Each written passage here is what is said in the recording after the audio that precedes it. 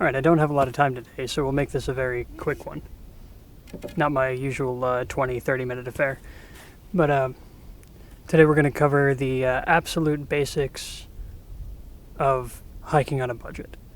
I don't make it any secret that I'm very much a minimalist when it comes to gear and equipment. And that comes down to necessity. I've been hiking for a very long time, but I've been broke for a very long time.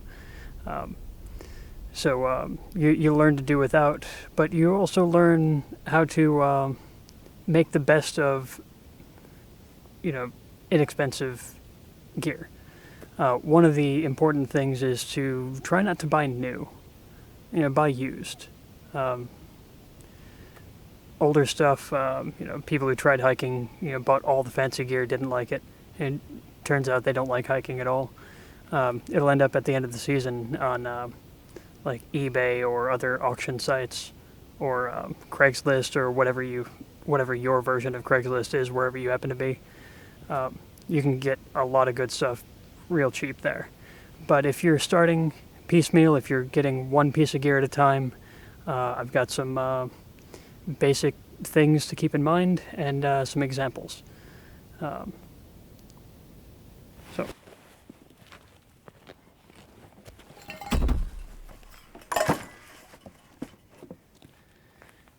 The most important things are boots and bag.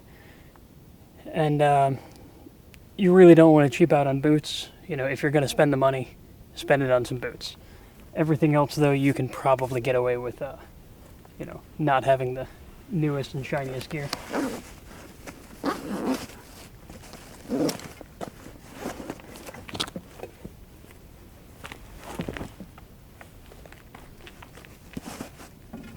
Like, this bag is military surplus.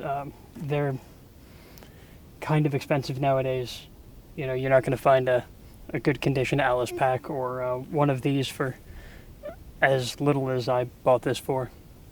And to be honest, I don't know how much most of my gear costs anymore. I've had it for so long.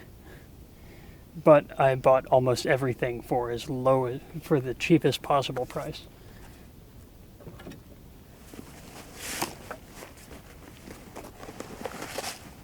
Let's see. One of the first pieces of kit that you're going to want to actually spend money on is going to be a stove. Now, depending on your use case, I should sit down for this. Depending on your use case, you might want a stove that just boils water, or you might want a stove to cook on. If you want a stove to cook on, and you're going to be alone, I cannot recommend this one enough. This is the Trongia Mini, or I think the T28 or 27. I can never remember the numbers. I'll put it down here. But this one's pretty basic. It's an alcohol burner, little windscreen and stand, a pot, little frying pan, and a holder for your pan. I've got some video of, got some footage of this in use. I don't have the time to do that today.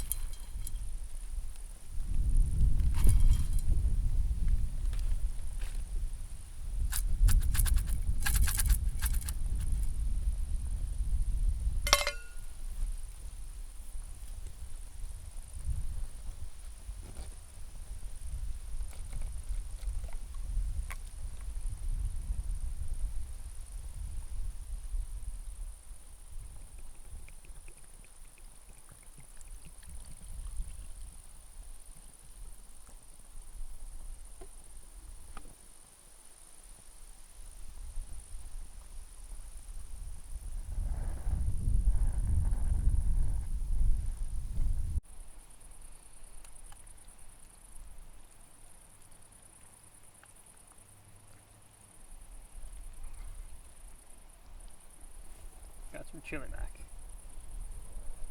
Can't go wrong with chili mac.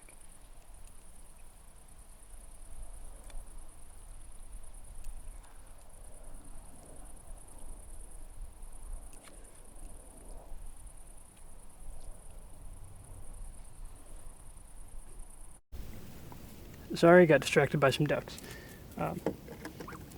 Yes, but yes, if you are looking to cook, like properly cook, this works for one, maybe two people in a pinch, but it's perfect for one. It's not that expensive. I think they're around $40, which might be a bit much when you're starting out, but it works, and it's still one of my favorite stoves after years of use.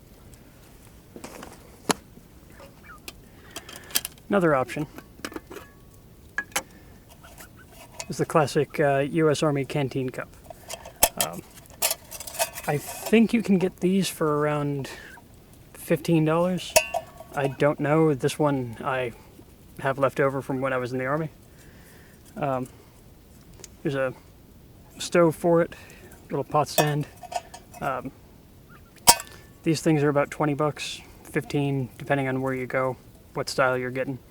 It works as a twig burning stove, which is great.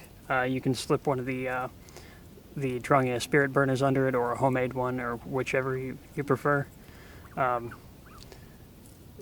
Yesterday I just shoved this into a fire to keep the pot off the to allow air into the fire, into just a regular campfire, and that works great. And this has the benefit of packing down really nicely.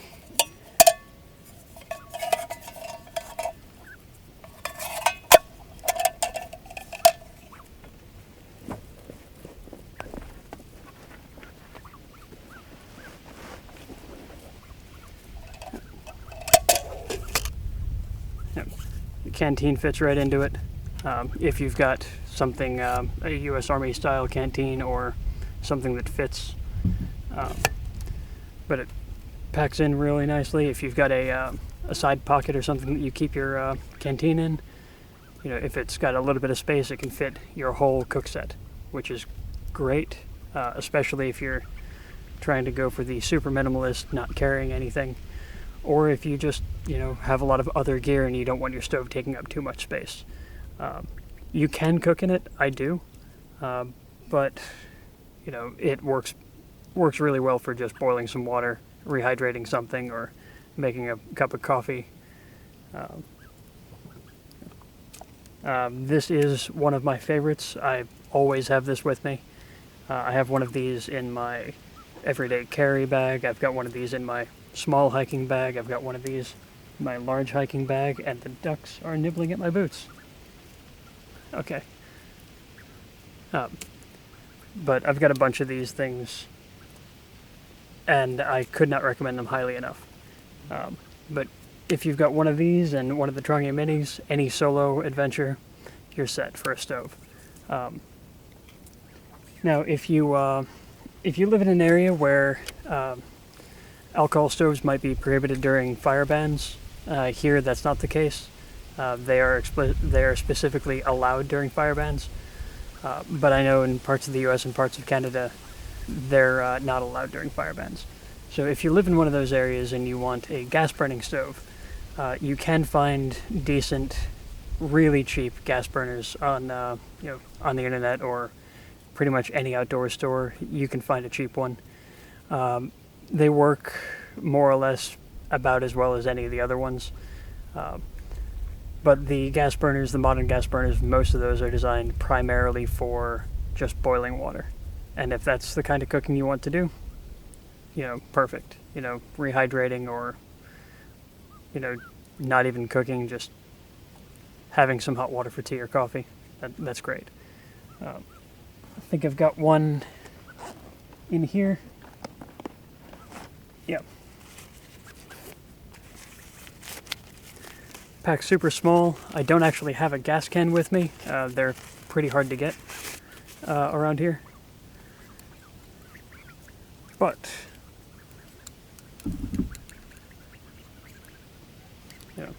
It'll fit most stoves or most pans. I think I paid like $4 or $5 for this. It's got got a little starter button, little gas regulator valve. I don't actually know if this works. I got this in case I went to a place where the propane or the gas canisters are common, where in case I wouldn't be able to use my alcohol stoves. But I have not had a chance to use it.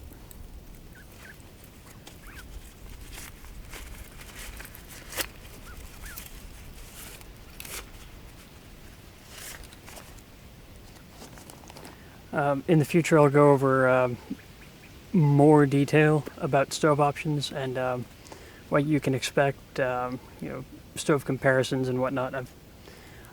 I have a fairly decent-sized collection of stoves, but these are the basics. They're not that expensive, and they are the one thing that you're probably going to want to put money into, at least starting out. Another important thing to keep in mind is cold weather gear. You have a bunch of options. The summer's over here now, which is why I bring it up. But you've got a bunch of options, without having to spend a lot of money. I've got an old wool sweater from when I was in the Army. Love wool. It keeps you dry even when it's wet. It's breathable. This one's a bit on the scratchy side, but if you really want to spend the money, merino wool is amazing. It's the perfect material, but that's not exactly within budget. You want to avoid cotton when it's cold. When it gets wet, it stays wet. It doesn't dry very easily. And if you do have to go with cotton, always make sure you've got a few changes of clothes. When it gets cold, you want to get out of anything wet as soon as you can. So always pack extra clothes, and it could just be a t-shirt from a t-shirt from when you were in high school. If you still have any of those around, it's fine. Other options include layers. Well, layers are the ideal. I got this from one of the outdoors outlets. Last season stuff. It was still a bit on the pricey side, but it was worth it. This one's down, really nice, packs really tiny, but pricey compared to the rest of my gear, which is not that expensive, compared to what's on the market. I think this was $30, so not that much.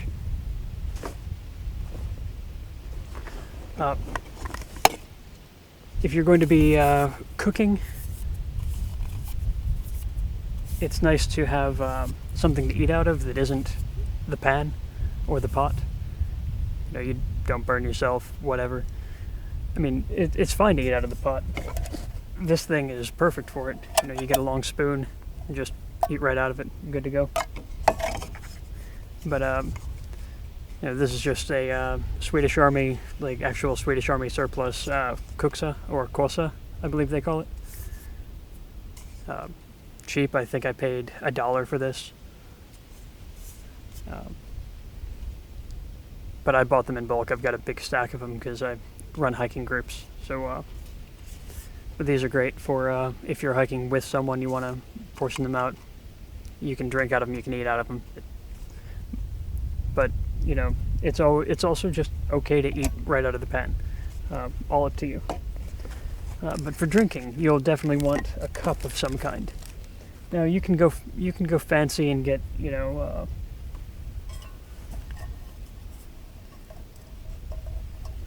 you can go fancy and you can get something like this. This is insulated, so you can't really cook in it, but it'll keep your coffee hot for way too long.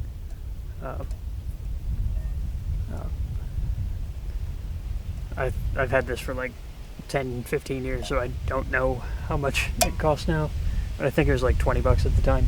Or you could go with the super budget option and spend $1, $2 for one of these picnic cups. Works just fine.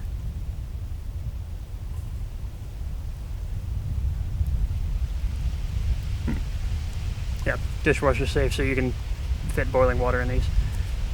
You know, you want to avoid glass for obvious reasons, but whatever it is that you have, it's fine. It'll work. I used these for a year. Just, you know, it doesn't have to be complicated, like, you know, I have said way too many times. It doesn't have to be expensive, it doesn't have to be high-end. You know, as long as you have the things that fit the need, then you're good. And if you're unsure if you need it or not, you probably don't need it. One thing to keep in mind is it is okay to buy things slowly. It is okay to acquire things as you need them. You don't need to get the whole kit all at once.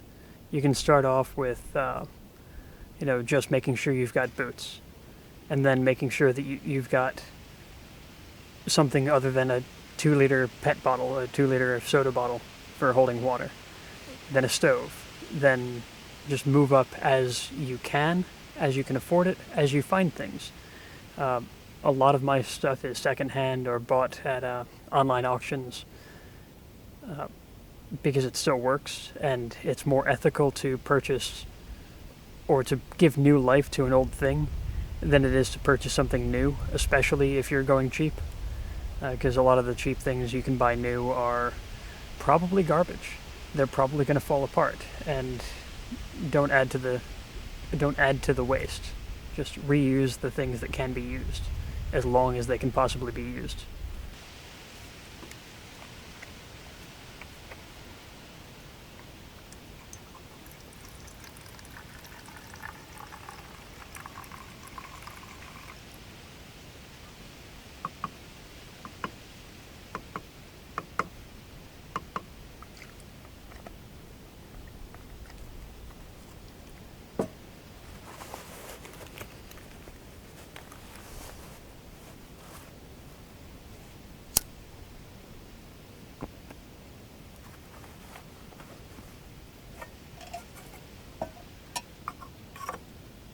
Right, fire options.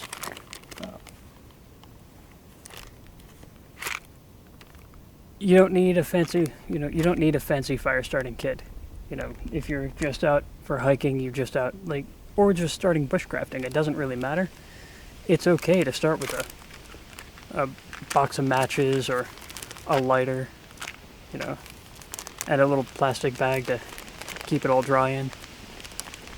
You know, if it works, it works. You don't need to, you don't need to learn how to do a bow drill right away. You don't need to learn how to use the fire steel right away. They're great things to have. It is important to learn them eventually if you want to get into this. If you want to get deep into this. But you know, if you're just starting out, a book of matches costs what? 10 cents, a lighter, you know, $1 or less if you get the cheap ones. But you know, if you get the cheap ones, make sure you've got some matches as backup. Let's figure out where I put my water. There it is.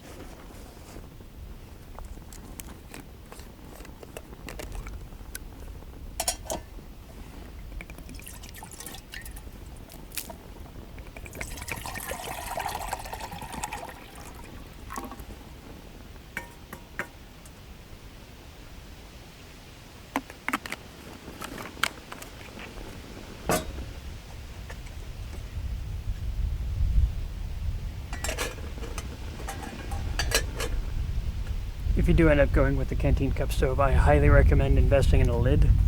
They're not necessary, but they make things like boiling water go a whole lot more quickly. And if you're putting it directly into a fire, they also keep stuff out of your food. So, definitely a worthwhile purchase. Let's see. Yeah, aside from that, for budget options, if you're trying to do food on a budget, the prepackaged hiking meals are generally a bad idea. They're not really that great, and they're expensive. Some of them are, $10, $15 for one meal, and if you're going out for multiple days, we're talking, $30, $40, $50 a day in, in prepackaged subpar meals. So I don't bother with them. If that's what works for you, awesome. But if you're trying to save money, or if you've got dietary needs that where you can't handle some of the stuff that's in those meals, or you just don't like don't like that kind of food, then I really don't have the time to get too deep into it. But it's I guess I'll make another video on cooking and making your own hiking meals. But the short and fast,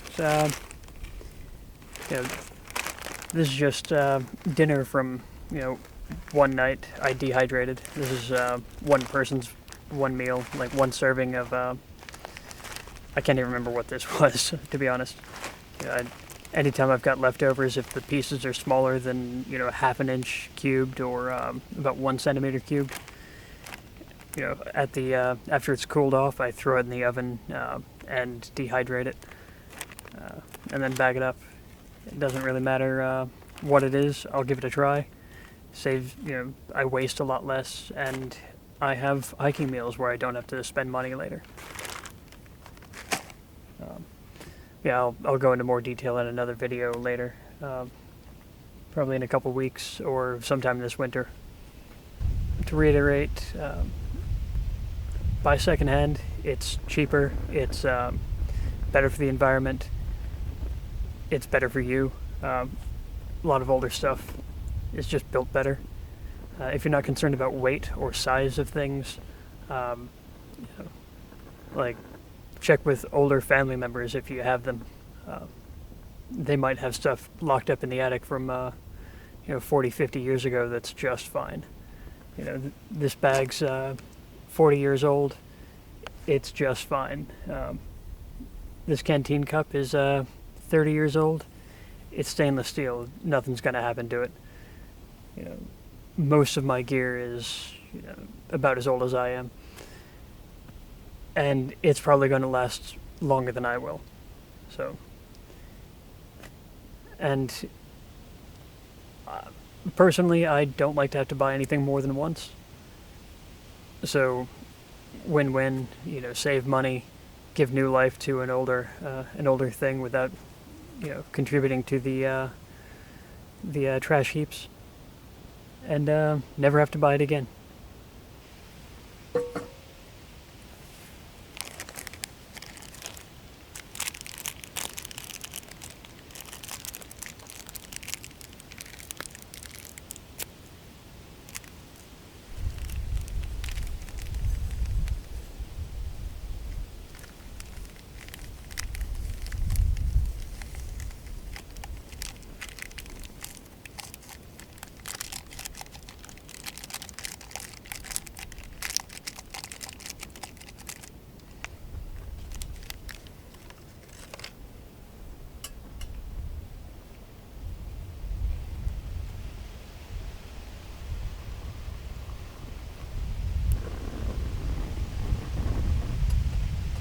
Nearly forgot. Eating utensils. You can get one of these for fairly cheap, but honestly, there's nothing wrong with just grabbing the spoon out of your kitchen. It'll work. I mean, if someone actually cares about having a full set, maybe don't do that. But you go to a second-hand shop, you can get a whole bunch of them for cheap. Or you can spend money on these and let them melt when you get them too hot. Because they are cheap. But they get the job done.